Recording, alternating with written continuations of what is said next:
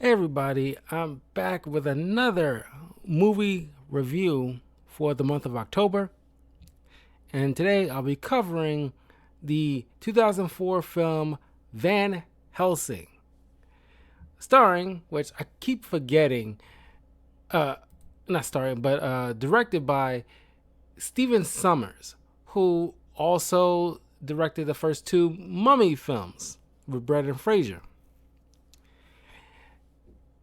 Uh,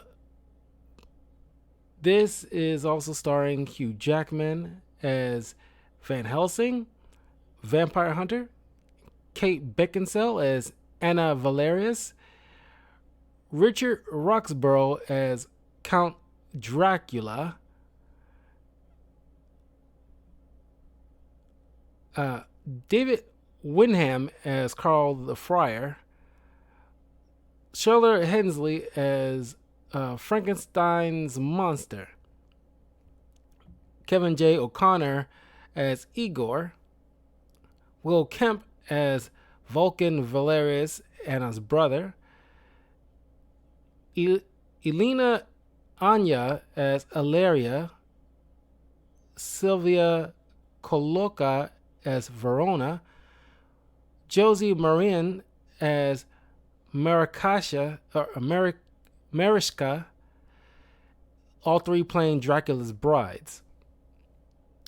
Ulun Armstrong as Cardinal Jeanette, Van Helsing's superior in the Holy Order.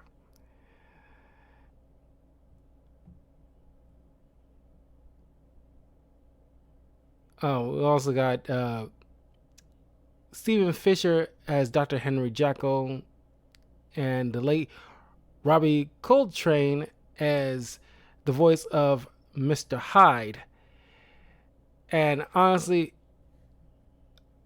growing up, it's like I knew I heard that voice before. I could not place it when I heard like Mr. Hyde's voice. And it's like, it took me until like this year when I realized that. Like, because like, God, that voice sound familiar. I could not pick it out. Um, and you got Samuel West as Dr. Victor Frankenstein. So, I gotta say, this movie did not do so well at the box office. However, over time, it grew a cult following as like a fun uh, monster adventure, honestly. And I can understand why it didn't do so well at the box office, but we'll get to that pretty soon. But we open very stylistic and very good choice, which to some would argue should have been like the whole entire film. And I'm curious to know if there is like well, I guess if you have the DVD of this, you could,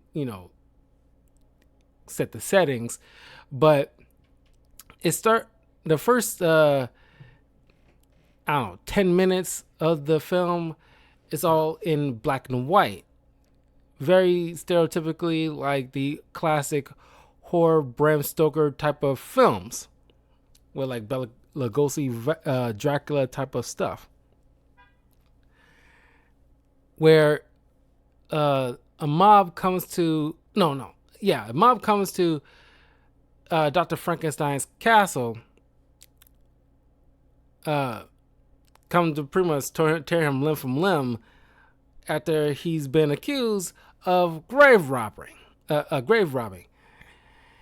And just when he managed to successfully bring uh, uh, essentially a dead body back to life, but not just one body, but according to Van Helsing later in the film, 7 bodies.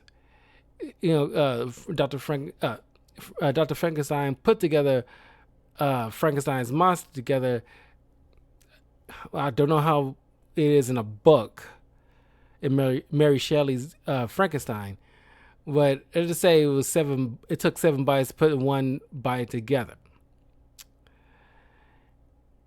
And of course, it was like a whole thing. Whereas like it's like a perfect example of being like an abomination of God via trying to uh, create life in an unnatural way. So after he does the it's alive moment, Dracula shows up, and it's always got these cool transitions. Like Lightning Strikes, you get to see like Dracula's brief vampiric look, because it doesn't really show again till like the tail end of the film, which I kind of appreciate because it's like saving it at uh, the moment when it counts, just to leave that lingering like threat. I guess to most people it might not look super scary, but I appreciate it because it's definitely like a very updated look compared to the whole Bela Lugosi era of horror monsters. You gotta update the monster side a bit for the modern times. Anyway, so it turns out Dr. Frankenstein was working with Dracula because Dracula hired him, kind of feeding his kind of like obsession, because Dr. Frankenstein wants to feel utilizing science to try to replicate life in a sense. And I guess his need of Dracula fed into that need, but there was no malice beyond that. So but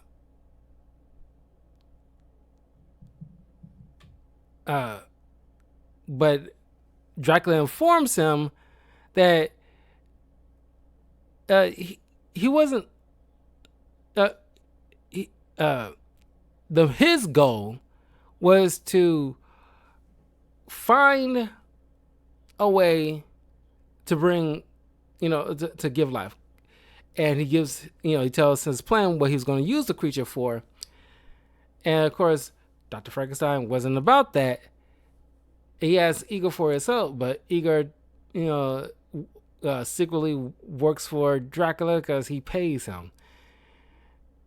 And Dracula kills Dr. Frankenstein right when the monster escapes.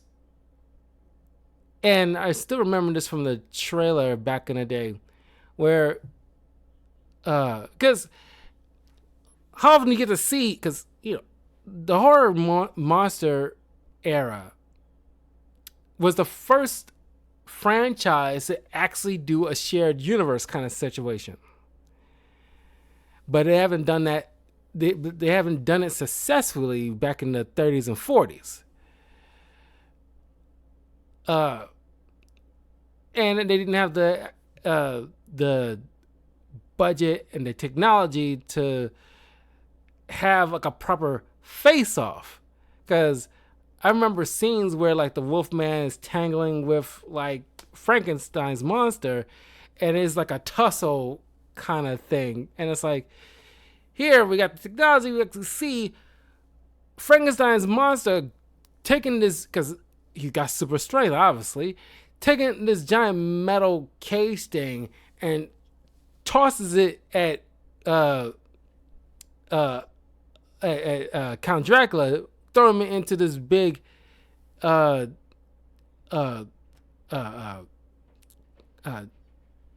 chimney, but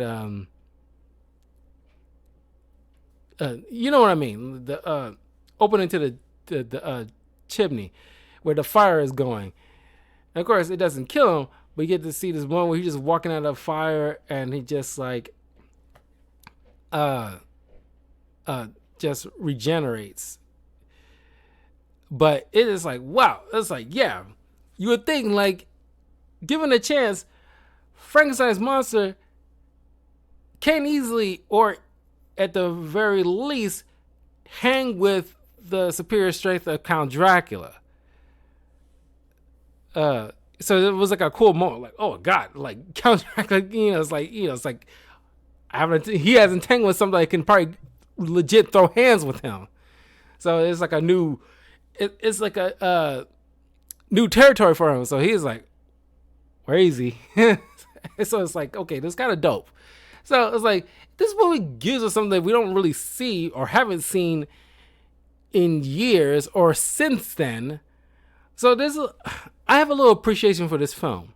And I think a lot of people over time had some level of appreciation for this film because this director, given the fact that he done so well with the first two Mummy films, understood the assignment and has the respect for the classic horror monsters that, at least not until the 2020 Invisible Man film, has not really been done properly since the first two Mummy movies and since this. No, as a matter of fact, I argue the 2010 Wolfman film has done and I argue a proper job of handling how the Wolfman will be portrayed in a more updated look.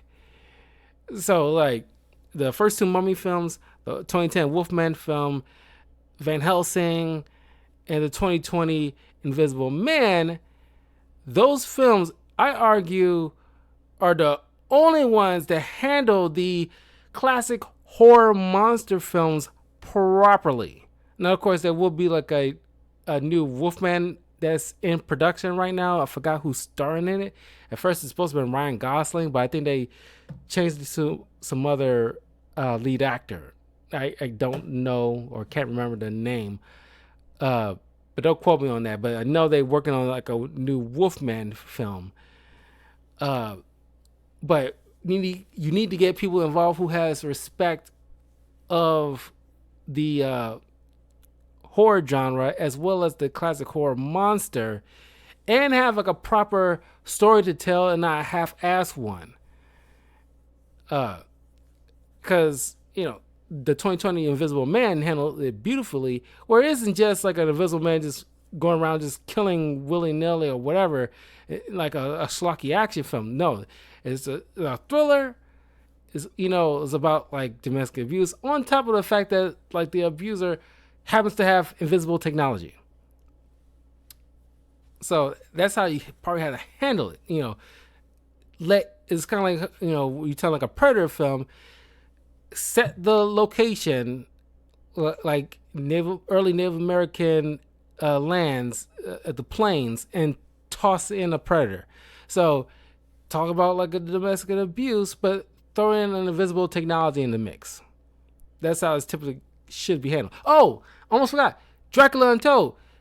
One of the best Dracula films, personally, I love, and it should have been carried on forward for if you want to do like a shared MonsterVerse.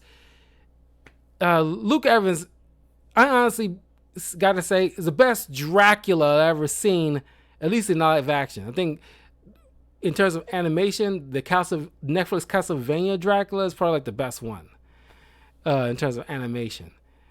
Because those portrayals, in my opinion, are like the best portrayals of Dracula, in all honesty. So good. Because they, I respect the fact that not only they blend in the mystical, but also the historical stuff of Vlad the Impaler. And when you talk about Dracula, you got to include at some point showing impalement. In the third act of this film, when they go to Dracula's castle, you actually see skeletons, on spikes, being impaled in the past. You gotta do that. It's like you talking about when I reviewed that only season of the Dracula TV show a couple of years ago. I expressed my delight at the fact that you're dealing with somebody whose little nickname is the Impaler, and you don't show that in any capacity. That is a failure. You're not, bringing it all together of his historical stuff and the mythological stuff. Anyway, so The monster escapes with the body of his creator, and they go to this windmill where the mob somehow get there really fast and burns the entire place down, seemingly killing the creature. This angers and distraughts the Dracula and his brides. The fact that they was counting on this creature, and now they had to pivot essentially from their plans. So now fast forward 1 year later, in color now, where Van Helsing is in Paris hunting down Mr. Hyde. And of course it's dark, so they kind of hide away a little bit of the, well, some might argue poor CG. I'm not too bothered by it, given it's 2004. The CGI at the time, it was good enough. Sure, by today's standards, you looking back on it, it's like, could have done better. But I'm not too bothered by it personally. But I can see people's issues with it. So, attempting to reason with Mr. Hyde to bring him in without harm. Of course, Mr. Hyde, and trying to hear all that, the cause of battle, and they're at the Notre Dame in Paris, and through the ensuing fight, Mr. Hyde ends up falling off the roof, but right at that moment is the inopportune time to change back to Dr. Jekyll, and he dies. The Paris police sees this and just immediately call, because Van Helsing is infamous, calls him a murderer, and that's how he's known, leaving a trail of bodies. But it's if he's infamous, you gotta know what he's infamous for and the context behind it. Whereas, well, I guess because the Vatican, they treat Van Helsing, because he's working for this holy order, they treat it like MI6, James Bond kind of stuff. He doesn't exist, and if he gets caught, we disavow kind of situation. But there should be rumors, and it should be kind of widely known, at least in this era. It's okay, there's unexplained creature sightings and blah blah blah, and it's his reputation, he's supposed to be hunting monsters or something or other. Even though you don't believe all that stuff, you gotta at least consider it a bit, because it's not some kind of crazed psycho killer like somebody what's that infamous killer in 1888 London, Jack the Ripper. He's not like he's Jack the Ripper or anything like that. So he goes back to Rome, and he gets chastised by his superior, who's pretty much the M of this film. So they go to this secret little bunker underneath the Vatican, where you see all these different religious figures cobbled together, these potions and all this old Victorian era tech, and they tasking the superior tasking Van Helsing and to go to Transylvania to help out Prince and Princess Anna and Vulcan Valerius into stopping Count Dracula, because their ancestor made a deal with God where his family would be tasked into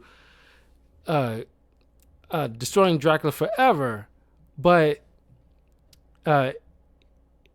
if not, then their spirits will not be able to enter into the gates of heaven. They will be stuck in purgatory.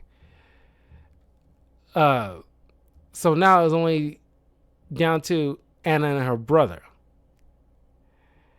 This is where we meet the Q of the film, Friar Carl, who provides Van Helsing his tools, like this awesome machine gun type of crossbow. It was really dope looking. Honestly, like, I got a point here because I'm just not thinking about it. The musical score in this is fantastic. Obviously because it was done by who was it? Alvin Silvestri? Yeah, Alan Silvestri. Very akin to like a old Western type of guitar thing.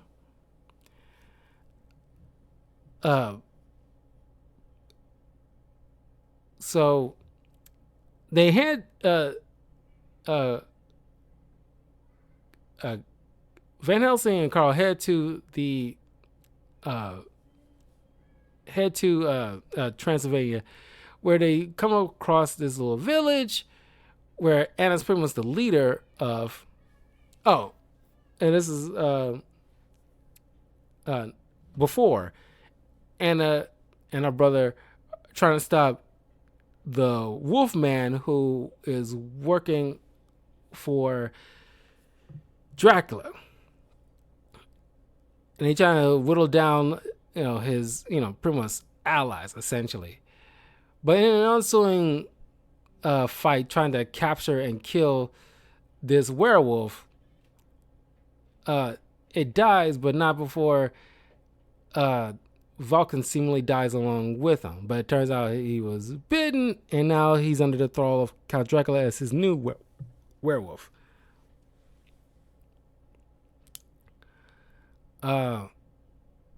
So Van Helsing shows up,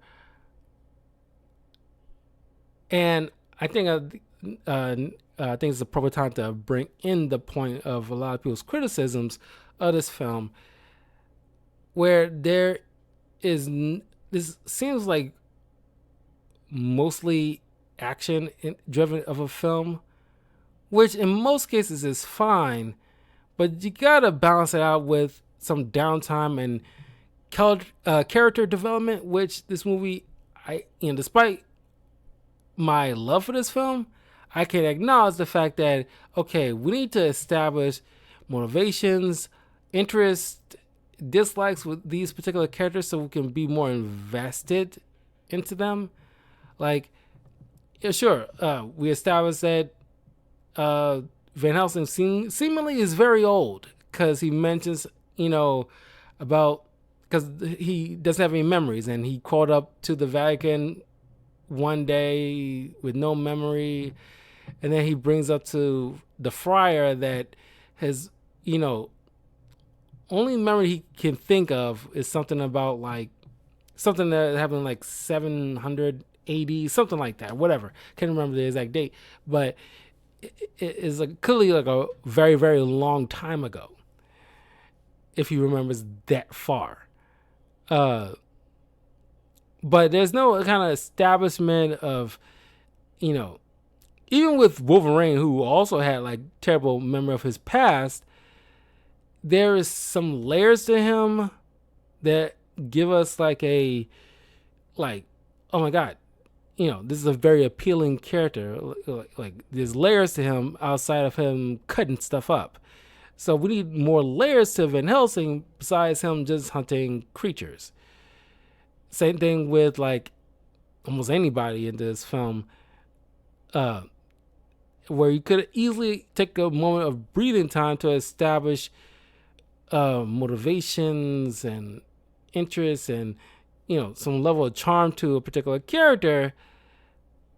But no, it's all just expository information, maybe some tongue-in-cheek jokes here and there, maybe, but it's just like as soon as she shows up, she doesn't need your help, but it's like, oh really? Takes out his machine gun crossbow and starts attacking the three brides that's showing up in the village, trying to attack everybody and then go after Anna specifically.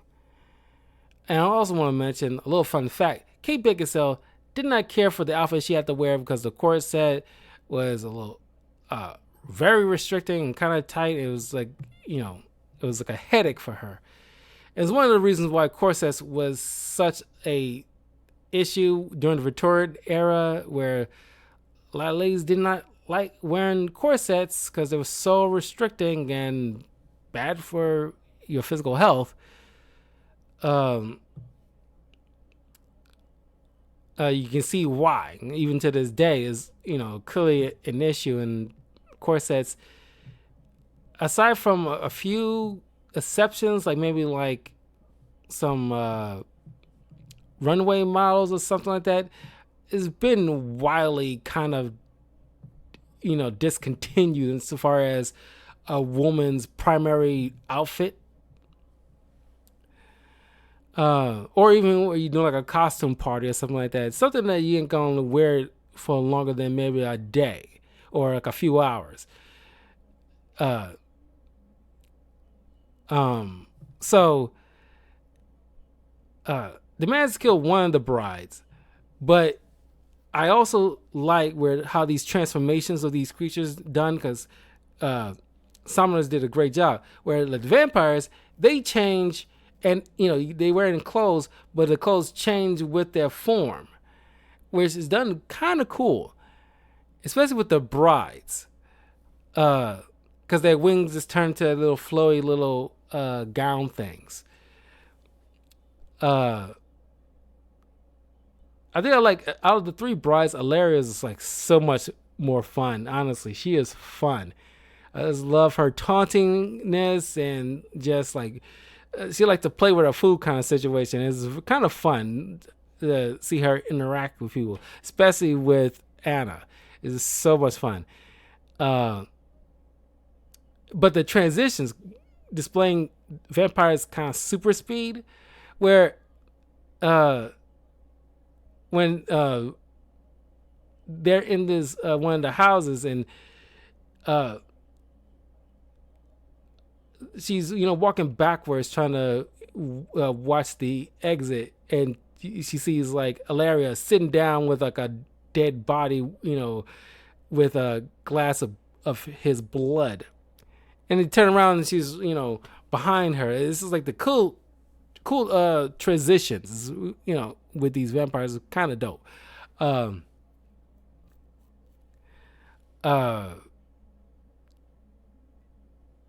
But as soon as one of them was killed, the other two senses it and they kind of run away. So they go to Anna's castle, where Anna's telling Van Helsing, like, I don't need your help. Like, I solved this problem on my own. But Van Helsing is like, adamant. He's got to stick around. He's got to finish this to the end. He gasses her with some knockout gas. Don't know why he has that on hand like that. Don't know if it will work on any kind of creature. But and also the transformation with the werewolves. That's also pretty cool. Summoners pointed out that he wants to be different from how werewolf transformations in the past went out, where they just grow hair. But no, he wants his werewolves to literally rip off their skin to show the beast from within kind of situation. Every time they transform, they rip off the fur and release, shows the man, and release the skin to release the beast, things of that nature. So it's actually a pretty cool transformation. I got to give it that. But Van Helsing leaves, not wanting her involved. I understand, because he's tasked to make sure that the last bloodline doesn't get completely eradicated before Dracula dies. Dracula has to die first before anything happens to the last of the bloodline. But he doesn't want her involved in this because that will potentially put her life in danger. So he ends up gassing her for that, just to try to keep her safe. But it's just like, you leaving her kind of vulnerable. You don't leave her with any type of protection, or you watching over her. Whatever. Because her brother shows up, wolf mode, but because the cloud is covering the full moon, he reverts back temporarily to his human form. Tries to warn her about Dracula's plans, but clearly doesn't work because he's transforming back. Uh, but then Van Helsing shows up just in time, chases the wolf out, and tries to go after it. Then this creepy ass Undertaker, honestly, probably the worst part of this film, in my opinion. I honestly do not care for this. He is here just to be creepy, and for some reason, just try to like kill kill Van Helsing just to fill his graves. Of course, that doesn't work. But he ends up getting accidentally killed by the Wolfman. The Van Helsing is trying to hunt down. And ends up in one of his own graves that he just dug. Very poetic. But the wolf runs away just as Anna comes in to stop Van Helsing. And he expressed to her that's not his brother anymore, and she should know full well, but because she's, invested in this because that's her own flesh and blood, saying like, oh, it's not his fault. And I agree with Van Helsing. I know it's not his fault, but he's going to kill people. He's going to do it anyway. And it's like, yeah. It's like, once they cross that bridge, it's like, they can't help it. We know they can't help it. Just like, some vampires don't have any kind of, some might not have any kind of malice at all, but they need to drink blood. They have to live. They ain't going to just starve to death. Otherwise, it's going to be a whole lot worse. If they, reach to a breaking point and they just go out and just go on a murder streak just to satiate that thirst, they're going to have to do it. It's their, as the Undertaker put it, it's their nature. But she's mad at him because clearly he set the whole entire thing up as her, using her as bait, which is this kind of scummy thing to do. Just to draw the wolf out. But they end up following the brother to Castle Dracula, or at least technically Castle Frankenstein.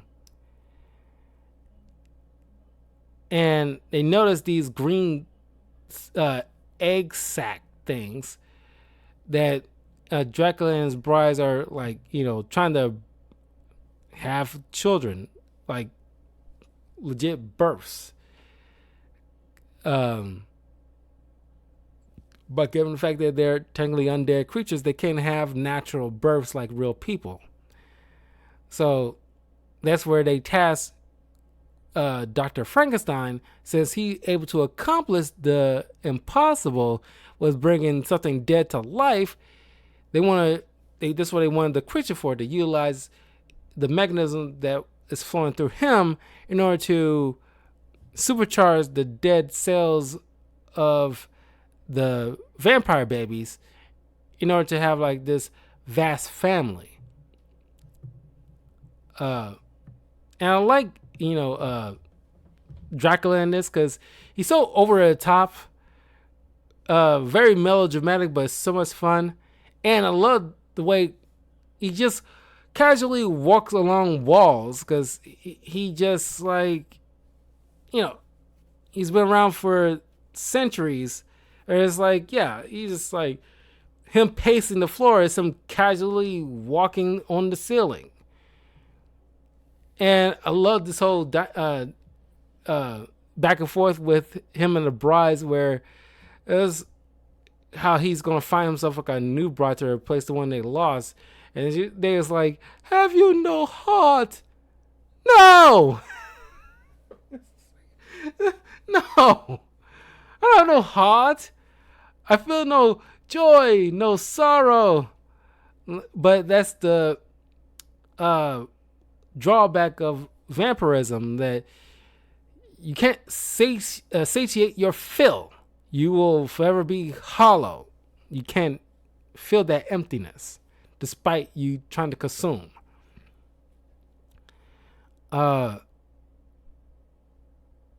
So Dracula puts the brother in this mechanism because he's trying to replicate Dr. Frankenstein's works in order to just try to copy what he knows so far, along with Igor, in order to get the job done. But there's a missing X factor that Dr. Frankenstein had that they don't possess, which is kind of weird. You'd think Igor, don't know how long he's was working with him, would have known something. But I guess he, the doctor kept that close to the chest. But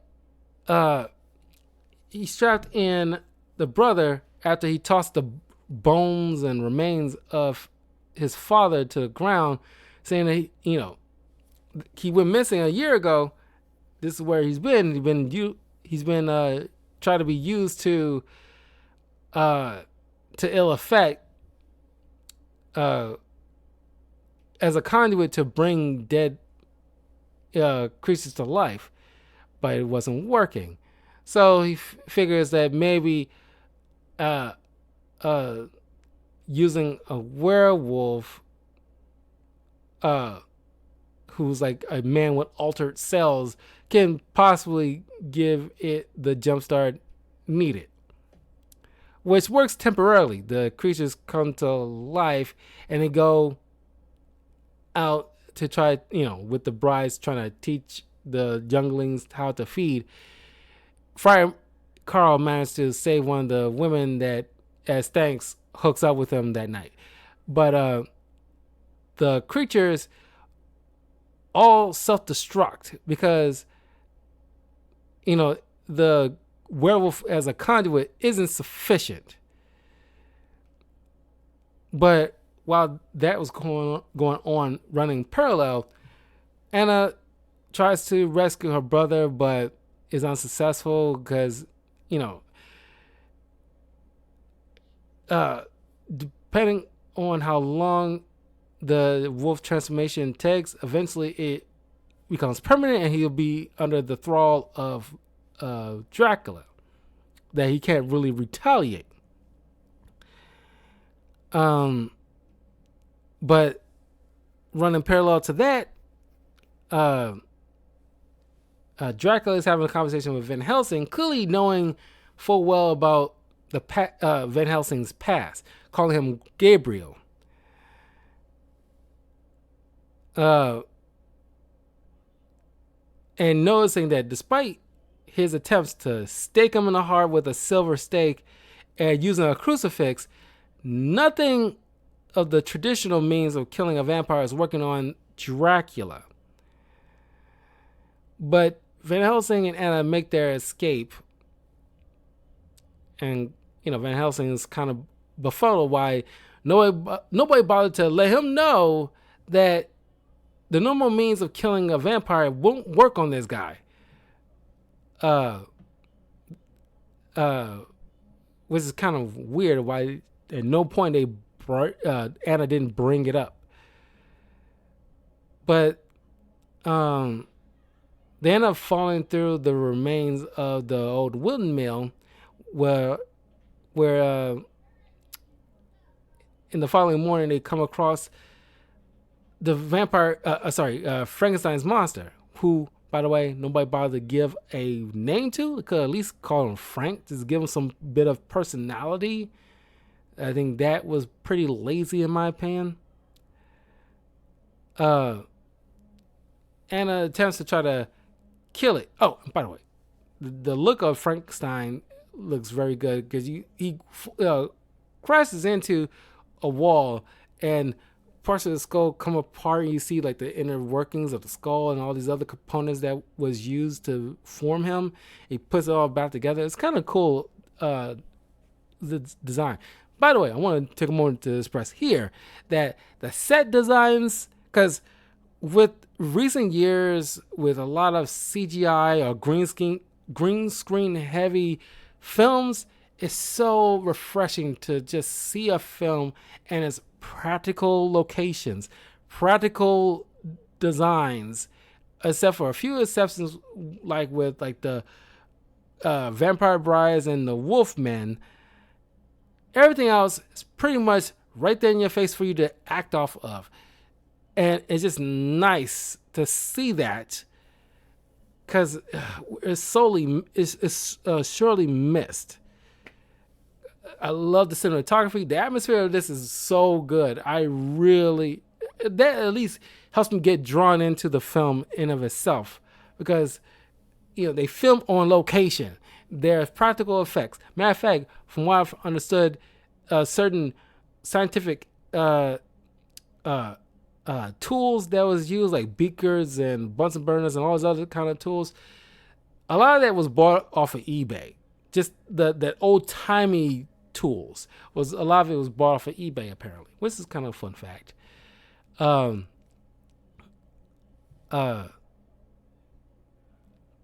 The Wolfman overhears and spies on him, knowing that the creature's actually alive now.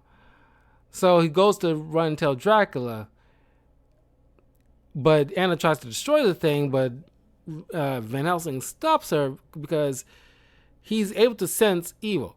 He points out evil might have created it, left a stamp on it, but it doesn't rule it, so I can't kill it. So they hogtie the creature instead, deciding to bring it to Rome in the Vatican, which obviously wouldn't work given the fact that how long of a travel they took just to get to Transylvania. But they tried to think like, okay, we can properly protect this creature in the Vatican, where Dracula probably won't have any kind of sway or be hesitant to show up with the proper defenses set up there.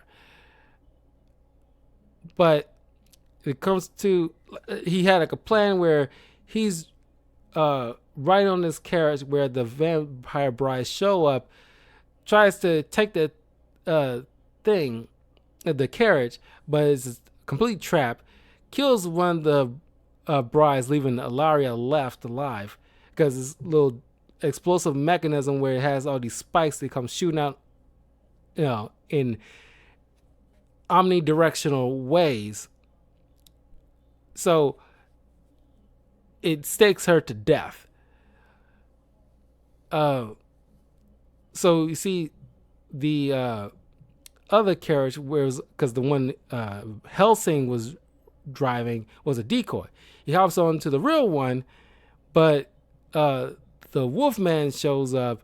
They manage to fend it off, but not only Van Helsing is bitten, her brother dies in the ensuing fight.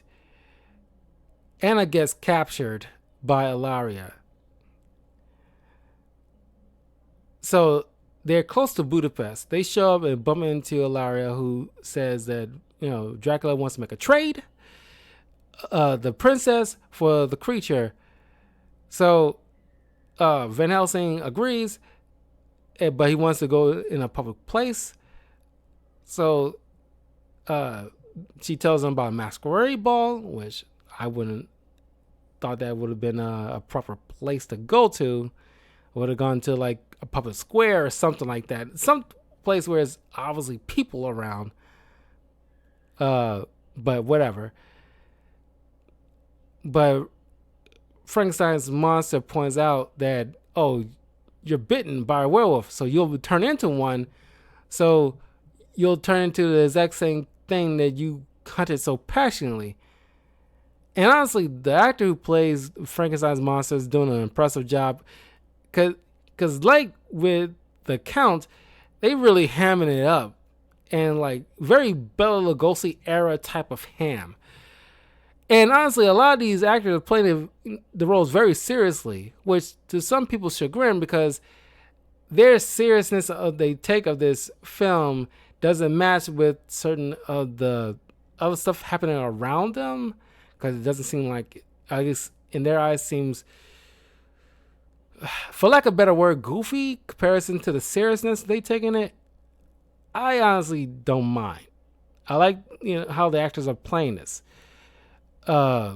Especially the creatures. So Van Helsing used some knockout darts to knock out Frankenstein, hide him in a crypt blocked by a cross.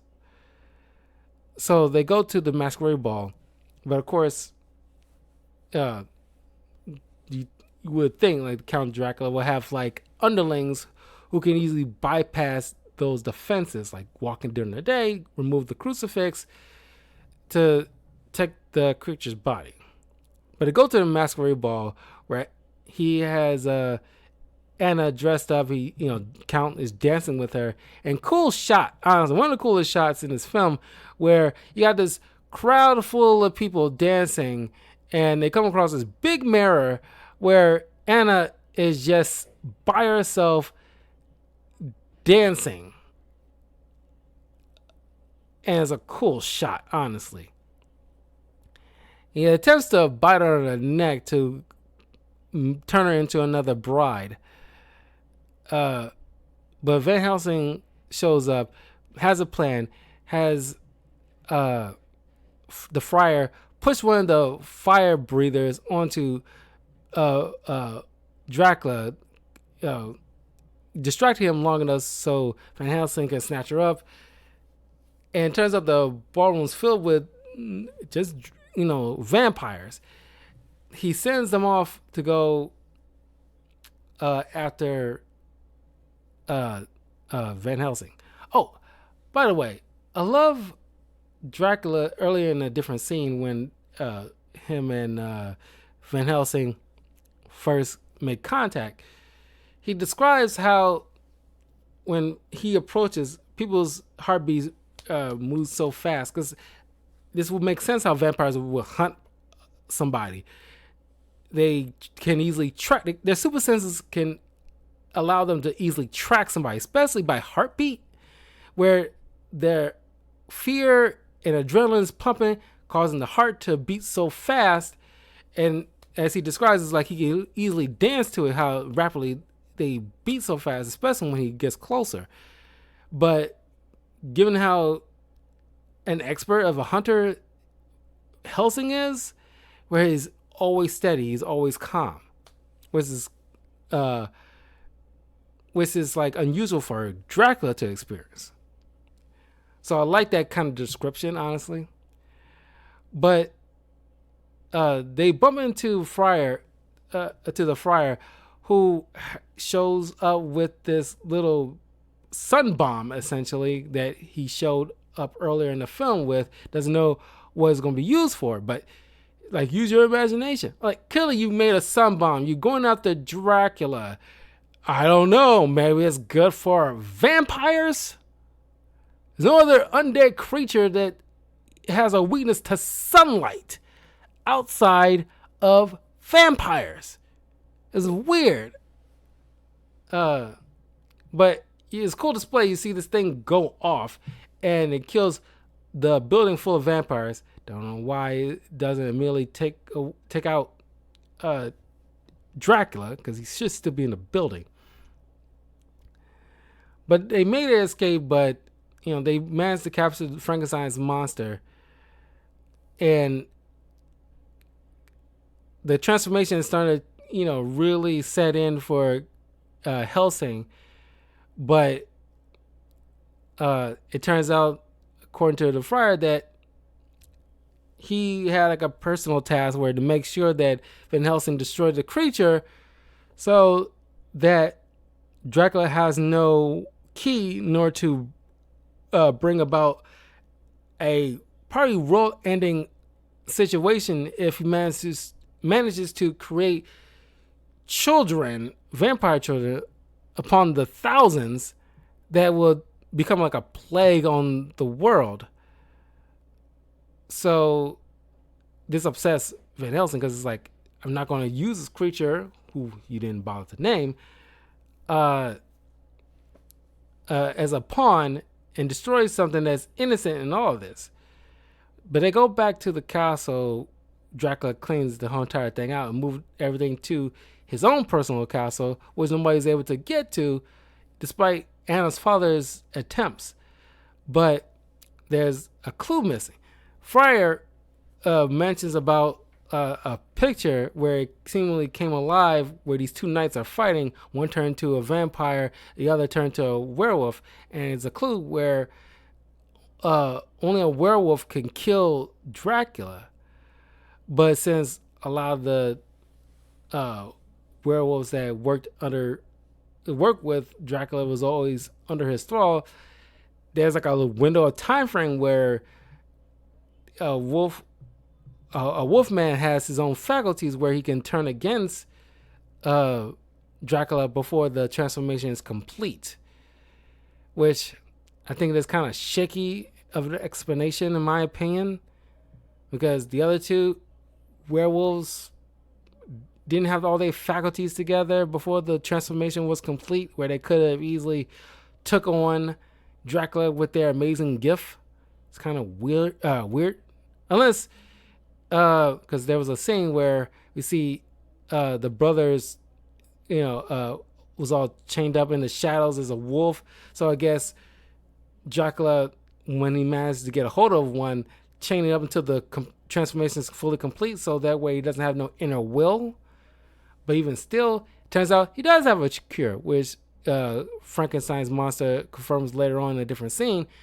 As he's trapped, there's a cure to lycanthropy, which don't know why Dracula has need of a cure where he can just doesn't utilize the werewolf at all. But or yeah, you just don't utilize it. If a werewolf, all it takes is a werewolf to kill you, don't put one in your employ. Sure, you can say like, the transformation complete, you can put it under my thrall so he won't turn against me.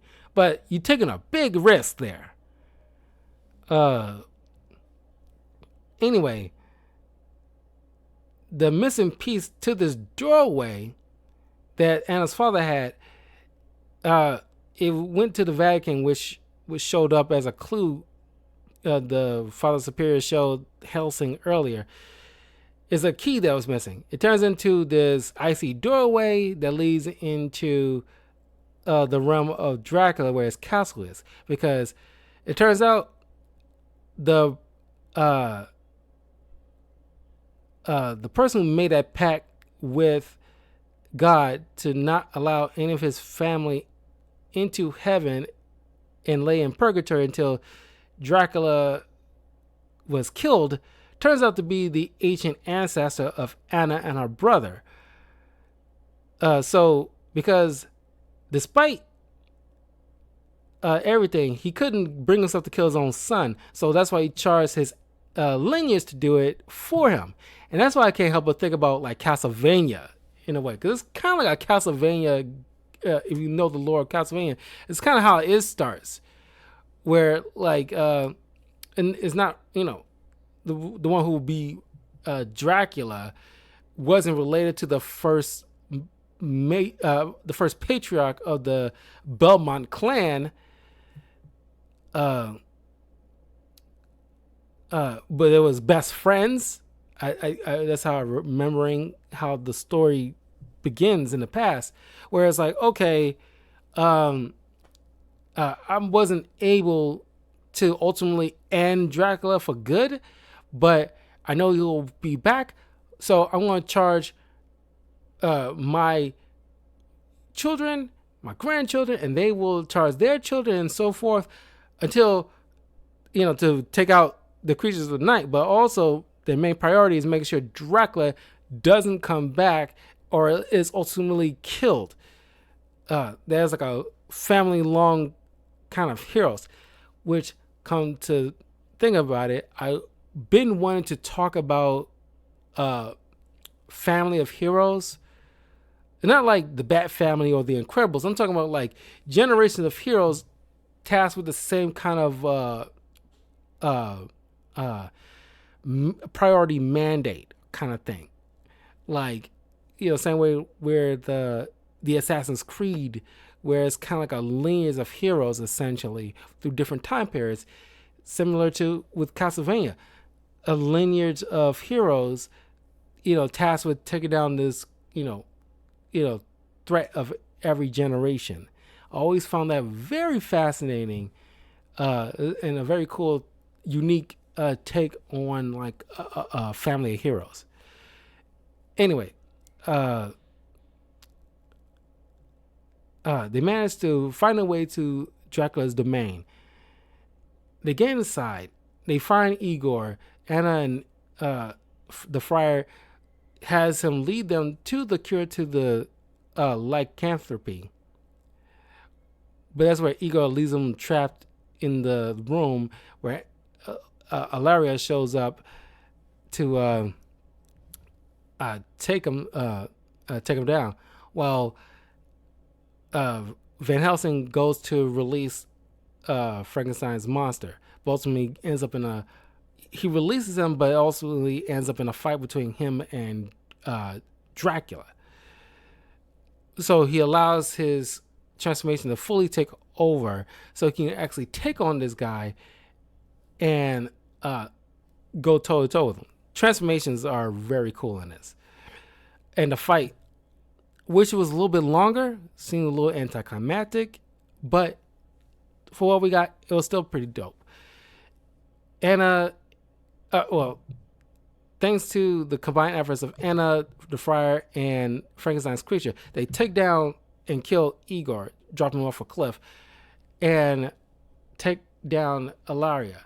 And it's a cool display where the Friar hands Anna the silver stake, plunges into the heart of Ilaria, and Anna says what many people say about many movies prior to this film and long after this film, or this tired old cliche where, except for like the Kingsman, point out the fact that, if you're going to kill somebody, don't just sit there and talk about doing it.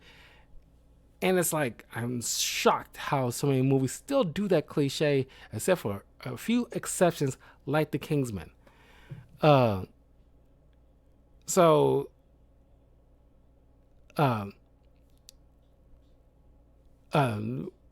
Helsing managed to destroy Dracula. Anna shows up, try to deliver the cure. She does, but ends up getting mortally wounded in the process. She dies, and as Frankenstein's creature kind of, F's off on the raft on the river, the friar and Van Helsing gives Anna a proper funeral pyre. He sees that she's becoming one with her family, being entered in the gates of heaven. Oh, and by the way, turns out Van Helsing also is the right hand of God, the angel Gabriel, who turns out was the one battling Dracula and killed him the first time before he made a pact with the devil to bring him back to life, but as like a creature of the night, a vampire. So they kind of threw that in there, which, once again, you had all movie, 2 hours, mind you, to kind of delve more into that. But it's a fun action horror romp, but it does do a poor job in establishing character backstory and motivations. That is probably like the biggest hang up of this film. But like I said, it still grew a cult classic over the years, and people return often to this film if they want to watch a fun action horror romp. And Hugh Jackman is fun in this. The creature's transformation is amazing.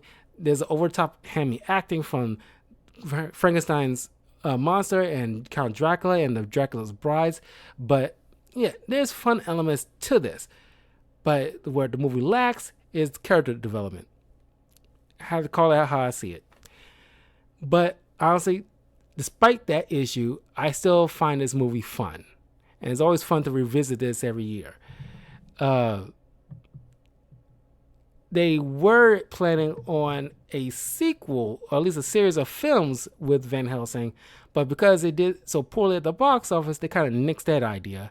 But I figured maybe because of the cult classic it drew, maybe they can actually bring it back full circle. Because honestly, Summers is the only one that actually has done the shared monster verse better than what Universal tries to do after this film.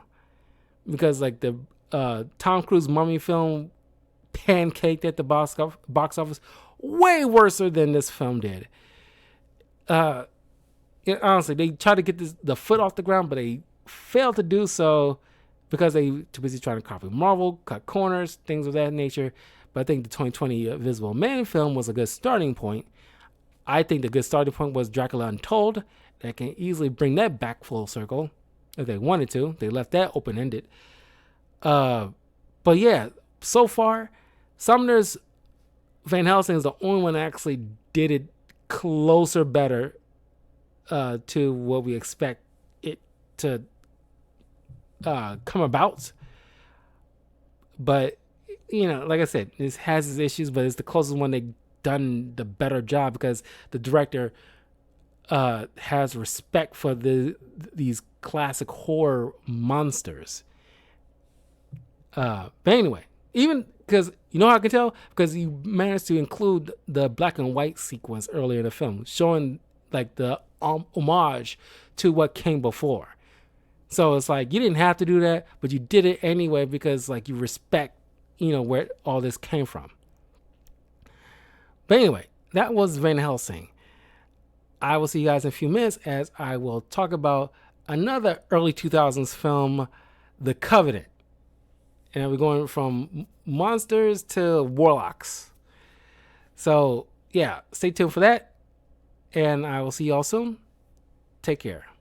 And let me know in the comments below what you think of Van Helsing anyway. Do you think like it definitely deserves a sequel? Because I think it deserves a sequel. I think we know better now. I think the director knows better now. And he can easily correct certain things that he probably either wasn't allowed to or didn't have the budget for or didn't have the time for. He probably, correct certain mistakes and give us something really good. But anyway, I'll see y'all soon. Take care.